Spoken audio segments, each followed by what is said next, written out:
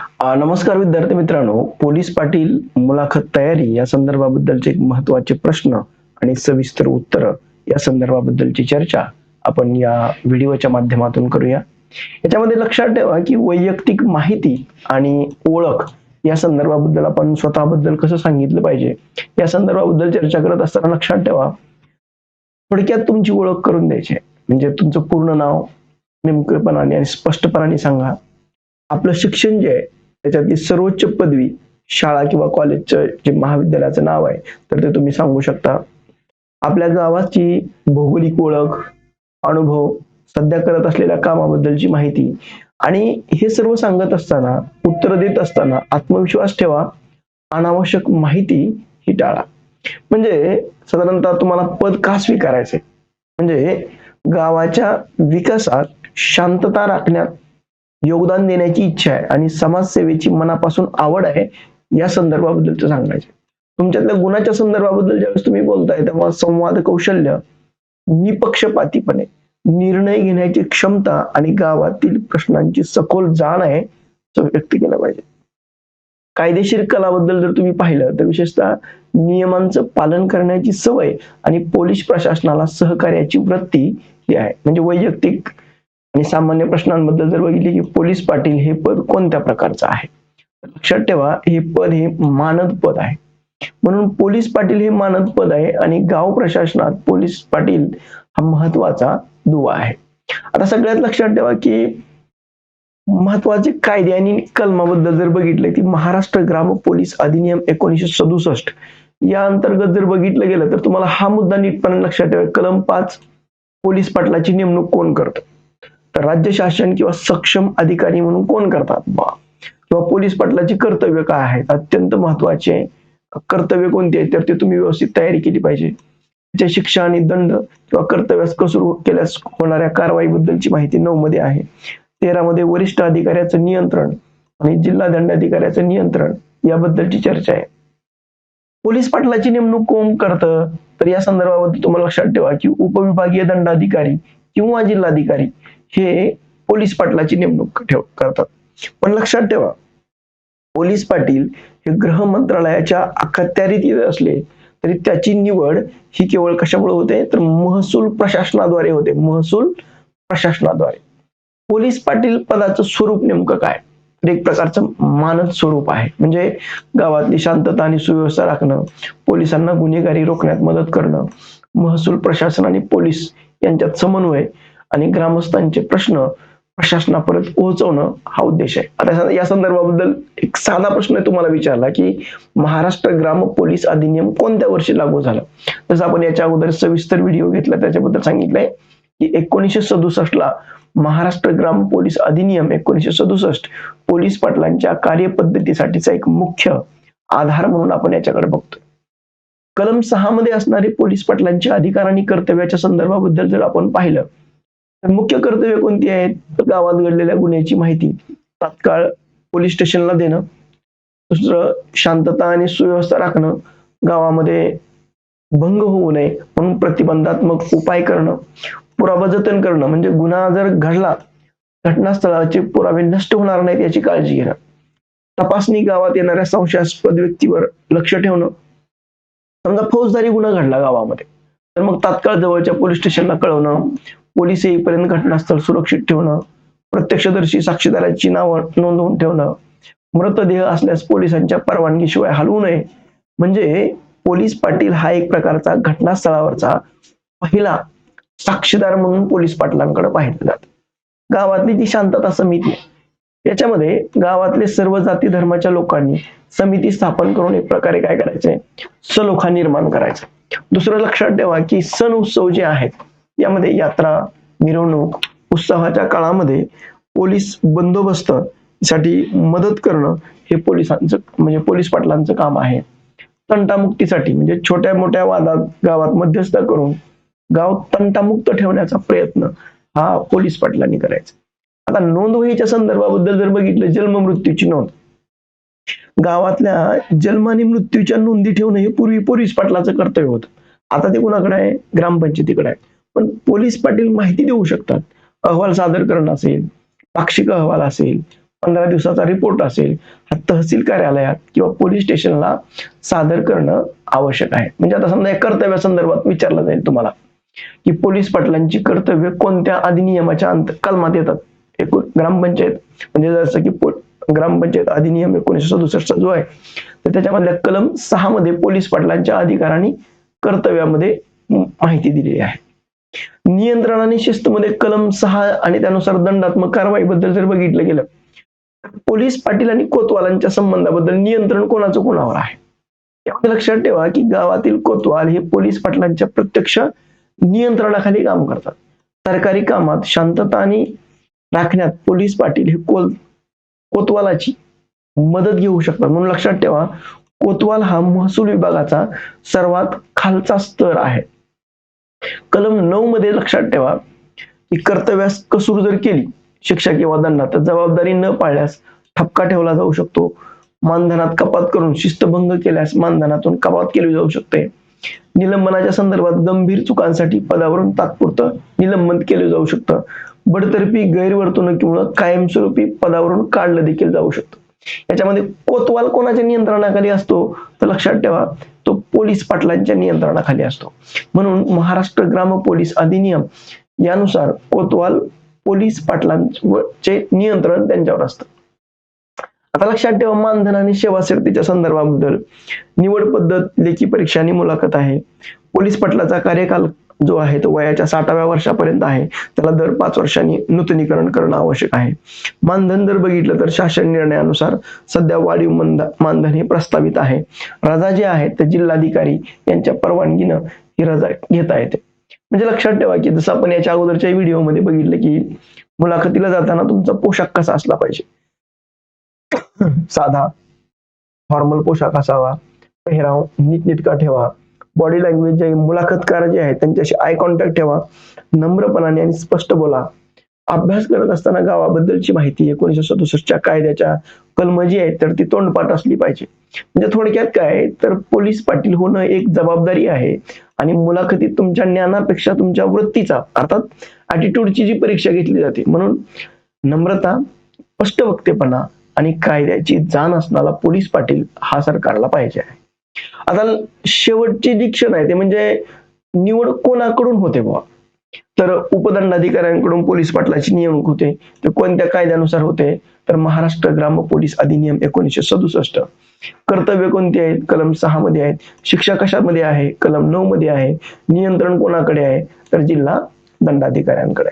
या पदाची महत्व आणि ओळखांच्या संदर्भात जर तुम्ही पाहिलं तर पोलीस पाटील हा ग्रामीण स्तरावरील महसूल आणि गृह विभागाचा महत्वाचा दुवा आहे. गावातील कायदा व सुव्यवस्था राखण्यासाठी पोलीस आणि जनता याच्यामधला पूल म्हणून काम करतो. म्हणजे हे पद गाव पातळीवर कार्यकारी दंडाधिकारी यांच्या नियंत्रणाखाली काम करतात. आता लक्षात घ्या की कायदेशीर चौकटीमध्ये जर आपण बघितलं तर महाराष्ट्र ग्राम पोलीस अधिनियम 1967 मध्ये या कायद्यानुसार पोलीस पाटलांची नियुक्ती, कर्तव्य आणि अधिकारांचं नियमन केलं जातं. नियुक्ती उपजिल्हाधिकारी किंवा उपविभागीय दंडाधिकारी यांच्या मार्फत होते. नियंत्रण मात्र तहसीलदार आणि पोलीस ठाण्याचे प्रभारी अधिकारी हे असतात. आता पोलीस पाटलाला जर रजा घ्यायची असेल तर त्याचे अधिकार जर बघितलं तर एका वर्षामध्ये साधारणतः पोलीस पाटलाला 15 रजा असतात. पोलीस पाटलाला रजा घेण्याचा पूर्ण अधिकार आहे. पण नैमित्तिक रजा जी आहे तर एका वेळी 3 दिवसापेक्षा जास्त घेता येत नाही. रजेवर असताना गावची जबाबदारी नजीकच्या पोलीस पाटलांकडे दिली जाते. आता पोलीस पाटील हे पूर्ण वेळ व्यवसाय करू शकतात का तर नाही. पोलीस पाटील हे पद सांभाळताना कोणताही दुसरा पूर्ण वेळ व्यवसाय करता येत नाही. पण कर्तव्यास बाधा न आणता स्थानिक शेती असेल, किरकोळ व्यापार करणं असेल तर त्याला परवानगी आहे. किंवा एखाद्या गावामध्ये फरार गुन्हेगार आहे किंवा त्याची मग पोलीस पाटलांची कर्तव्य काय तर 12 नुसार जर आपण बघितलं गावात जर फरार गुन्हेगार किंवा संशयास्पद हालचाली आढळल्या तर काय कराल. तत्काळ पोलीस अंमलदाराला माहिती देणं बंधनकारक आहे. माहिती लपवणं हा देखील एक प्रकारे कायदेशीर गुन्हा मानला जातो. समजा बेवारस प्रेत सापडलं तर त्याच्या सर्वप्रथम पोलीस स्टेशनला लेखी किंवा तोंडी कळवणं, प्रेताची अनधिकृत विल्हेवाट लावली जाणार नाही याची काळजी घेणं, घटनेच्या ठिकाणी पंचनामा होईपर्यंत प्रेताचं रक्षण करणं हे पोलीस पाटलाचं काम आहे. दुसरं सगळ्यात महत्वाचं लक्षात ठेवा की साक्षीदार बोलावला, म्हणजे पोलीस अंमलदाराच्या सूचनेप्रमाणे योग्य माहिती असलेल्या व्यक्तींना साक्षीदार म्हणून बोलावणं हे पोलीस पाटलाचं प्रथम कार्य आहे. आणि तपास सहकार्यात करण्यासाठी गावकऱ्यांना प्रवृत्त करणं ही देखील पोलीस पाटलाची जबाबदारी आहे. म्हणून पोलीस पाटील हा तपासात दुवा म्हणून ओळखला जातो. आता पोलीस पाटलाला जे नवीन मानधन जे आलेलं आहे, वाढीव मानधन, ज्यामध्ये जून 2025 पासून हे मानधन हे जवळजवळ 15,000 रुपये प्रति महिना हे पोलीस पाटलाला मानधन आहे. निवृत्तीचं वय जर आपण बघितलं तर 60 वर्ष हे पूर्ण आहेत, म्हणजे वयाच्या 60व्या वर्षीपर्यंत पोलीस पाटील पदापर्यंत राहता येतो. 60 वर्ष पूर्ण झाल्यानंतर त्यांना निवृत्ती दिली जाते. गाव प्रशासनाने नोंद वह्या ज्या आहेत त्यामध्ये पोलीस पाटलांची आवश्यक महत्वपूर्ण रजिस्टरांमध्ये जर बघितलं गेलं तर गाव माहिती रजिस्टर, प्रथम खबर ज्याला आपण FIR म्हणतो, गुन्हा रजिस्टर, अकस्मात घटना रजिस्टर, आवक जावक रजिस्टर, हिस्ट्री शीटर रजिस्टर, ही सर्व दप्तरं अद्ययावत ठेवणं हे कायदेशीर बंधनकार आहे. गाव माहिती रजिस्टरामध्ये जर बघितलं तर एकूण गावाची लोकसंख्या, धार्मिक स्थळं, मंदिरं, मशिदी, वार्षिक सण उत्सव, जत्रा, गावाची ऐतिहासिक पार्श्वभूमी, म्हणून गाव माहिती रजिस्टर हा गावाचा आरसा म्हणून हे रजिस्टर ओळखलं जातं. प्रथम खबर रजिस्टर जे आपण ज्याला उल्लेख करतो तर पोलीस पाटलांनी पोलीस ठाण्यात दिलेल्या गुन्ह्याबाबत प्राथमिक खबरदारीची नोंद यात घेतली जाते. म्हणजे तपासाची पहिली पायरी मानलं जातं. म्हणजे घटनाची तारीख, वेळ, स्थळ याच्यामध्ये नमूद असतं. आता भटक्या टोळीचं रजिस्टर जे आहे त्याच्यात गावात बाहेरून आलेल्या संशयास्पद व्यक्ती किंवा भटक्या टोळीची माहिती यात नोंदवली जाते. टोळीतील सदस्य संख्या, मुक्कामाचं ठिकाण, संशयास्पद हालचालीची नोंद ही घेतली जाते. आवक जावक रजिस्टर जे आहे त्यामध्ये वरिष्ठ कार्यालयाकडून म्हणजे अर्थात तहसील, पोलीस स्टेशन यांच्याकडून पाठवलेली सर्व कागदपत्रे यात क्रमाने नोंदवली जातात. हिस्ट्री शीटर रजिस्टर जे आहे त्यात गावातल्या सराईत गुन्हेगाराची संपूर्ण माहिती यात असते. त्यांच्या वर्तणुकीवर सतत लक्ष ठेवणं, सध्या काय करतायत, कुठे राहतायत याची अपडेट ठेवणं, गुन्हेगारी प्रवृत्ती रोखण्यासाठी हे रजिस्टर अधिक महत्वाचं आहे. अकस्मात जर घटना घडली तर मग गावातली आत्महत्या, आगीच्या घटना, मोठे अपघात, संशयास्पद मृत्यूची नोंद ही या रजिस्टरमध्ये केली जाते. म्हणजे महत्वाची तुलना लक्षात ठेवा की पोलीस पाटील हे गृह महसूल हे यांच्याकडून होते. त्याची भरती, नियुक्ती, कायदा सुव्यवस्था राखणं हे पोलीस पाटलांचं कार्य आहे. तलाठीच्या संदर्भाबद्दल जर बघितलं की यांची नियुक्ती ही महसूल विभागाकडून होते, भरती MPSC कडून होते आणि यांचं मुख्य काय जमीन महसूल आहे. सरपंचाचं काय तर सरपंच हा ग्रामविकास म्हणून त्याच्याकडून निवडला जातो निवडणुकीच्या आधारे, आणि गावाचा विकास करणं हे सरपंचाचं कार्य. परीक्षेसाठी लक्षात ठेवा महत्वाचं, मानधन 15,000 आहे, वर्षाला रजा 15 आहेत, एका वेळी 3 घेता येत नाहीत, निवृत्ती वय 60 आहे. अधिनियम कोणता आहे? महाराष्ट्र ग्राम पोलीस अधिनियम 1967 आहे. कलम कोणता आहे तर फरार गुन्हेगाराची 12च्या नुसार फरार गुन्हेगाराची माहिती देणं. मानधन वाढीचा आलेख जर बघितलं 2024-25 तुलनेमध्ये जर बघितलं तर पूर्वी 6,500 रुपये होतं, आता 15,000 रुपये मानधन आहे. म्हणजे साधारणतः 130% पेक्षा जास्त 130% हे मानधनामध्ये वाढ झाली. प्रशासकीय रचनेमध्ये जर बघितलं तर जिल्हाधिकारी, उपविभागीय अधिकारी, तहसीलदार, सरपंच, तलाठी आणि शेवटी पोलीस पाटील. हे पोलीस पाटील म्हणजे हा काय गाव पातळीवरील महसूल आणि गृह विभाग यांच्यातील महत्वाचा दुवा आहे. म्हणजे महात्मा गांधी तंटामुक्त मोहीम जी आहे या अंतर्गत गावामध्ये शांतता राखण्यासाठी समिती स्थापन केली जाते. या समितीचा पोलीस पाटील हा पदसिद्ध सचिव असतो. ही महत्वाची लक्षात भूमिका ठेवा. ग्रामसभा व अध्यक्षपद यामध्ये गावाच्या विकासासाठी ग्रामसभा ही महत्वाची असते. सरपंच हे ग्रामसभेचे अध्यक्षपद भूषवतात. पोलीस पाटील या सभेला हजर राहून शांततेबाबतचा अहवाल हे देत असतात.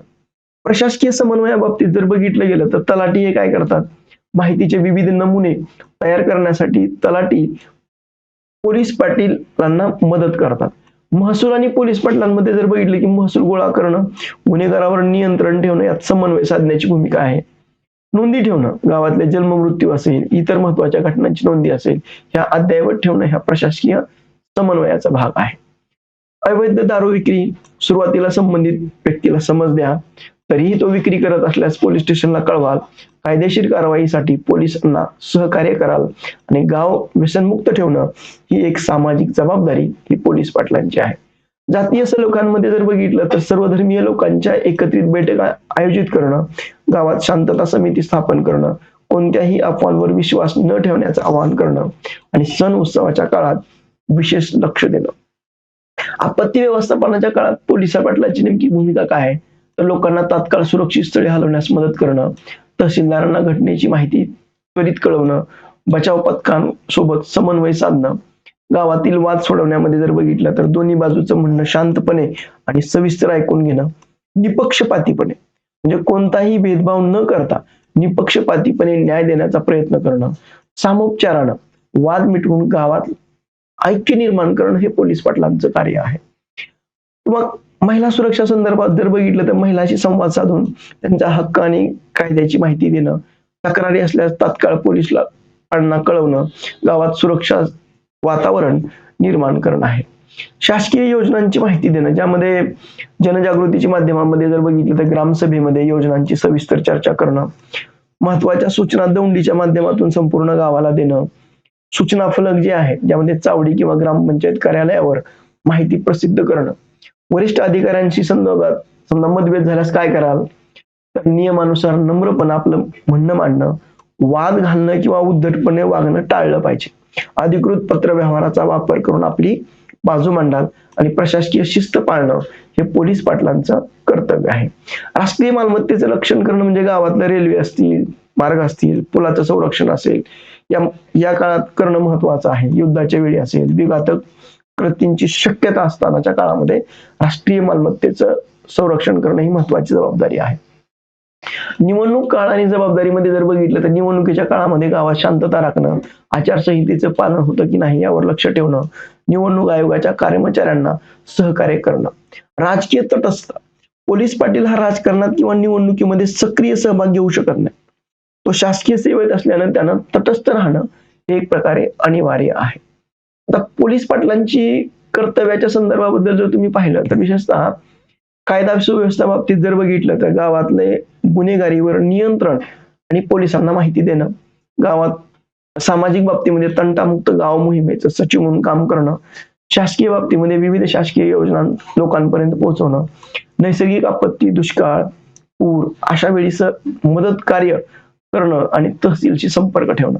महत्वाच्या कायद्यांमध्ये जर बघितले ग्राम पोलीस अधिनियम 1967 अंतर्गत अहवाल तयार करणं, दैनंदिन नोंदी ज्यामध्ये गावात घडणाऱ्या छोट्या मोठ्या घटनांची नोंद ठेवावी लागते, गंभीर गुन्ह्याची माहिती तात्काळ नजीकच्या पोलीस स्टेशनला द्यावी, मासिक अहवालामध्ये महिनाभरातील कामकाजाचा अहवाल तहसीलदारांना सादर करणं. सामाजिक जनजागृती उपक्रम जर आपण पाहिलं तर ग्रामसभा बैठक असेल, महिला सुरक्षा जागृती असेल, आपत्ती मदत कार्य करणं असेल, मुलाखतीची तयारी, साधा आणि स्वच्छ गणवेश पेहराव असावा, बोलताना तुमच्यामध्ये नम्रता आणि आत्मविश्वास ठेवा, गावाच्या संदर्भाबद्दलची तयारी करत असताना गावाची लोकसंख्या, भौगोलिक स्थिती माहिती असावी, गावातल्या प्रमुख समस्या काय आहेत, त्यावरले उपाय काय आहेत, या संदर्भाबद्दलची माहिती सांगा. तंटामुक्त सचिव समितीचा सचिव पोलीस पाटील, ग्रामसभा समितीचा अध्यक्ष म्हणजे सरपंच आहेत, मदत ही तलाठी आणि नमुने तयार करण्यासाठी घ्यावी, निवडणूक शांतता आणि आचारसंहिता करावी. आहे काय GKGS मध्ये जर बघितलं तर भूगोल आहे, राज्यशास्त्र आहे, अर्थशास्त्र आहे, सामान्य विज्ञान, प्रशासन आणि इतिहास या संदर्भाबद्दलची तुमची एक तयारी कशी असली पाहिजे. तर भूगोलाच्या संदर्भाबद्दल तुम्ही पाहिलं तर दक्षिण भारतातील सर्वात लांब नदी गोदावरी आहे. तिचा उगम कुठं झालाय, त्र्यंबकेश्वर. लांबी किती आहे, 1465. उपनद्या प्रवरा, मांजरा आणि वैनगंगा आणि वर्धा. महाराष्ट्राचे जवळपास 49% खोरं हे गोदावरीनं व्यापलंय. याला वृद्धगंगा किंवा ओल्ड गंगा म्हटलं जातं. म्हणजे गोदावरीला याची मुख्य कारण काय आहे तर प्राचीनत्व हिमालय नद्यापेक्षा ही जुनी आणि जुनी मानली जाते. धार्मिक दक्षिण भारतात या गंगेसारखीच सर्वोच्च दर्जा हा गोदावरीला दिला जातो. राज्यशास्त्राच्या दृष्टिकोनातून जर बघितलं तर संविधानाची मूळ रचना, संविधान कधी लागू झालं तर 26 जानेवारी 1950. कलम किती होती, 395. किती भाग होते, 22 भाग होते. शेड्यूल किती होते, 8. अनुसूची ह्या होत्या. पंचायत राजची सुरुवात कधी झाली तर पंचायत राज स्वीकारणारं पहिलं राज्य हे कोणतं होतं तर ते राजस्थान होतं.